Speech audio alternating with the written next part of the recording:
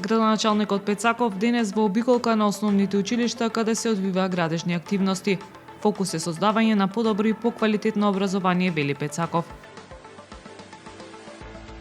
Охридскиот архив започнува со дигитализација на фондот на Струшки вечери на поезијата, со што трајно би се зачувала досегашната светска традиција. Ракометен спектакл во сабота во Охрид. Греко Охрид на домашен терен го пречекува актуелниот шампион Вардар.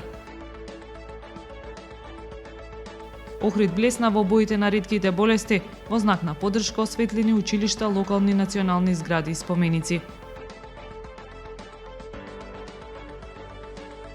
Времето утре сончево и студено со температура до 10 степени. Следевте 1 минута вести на Охрид Ньюс.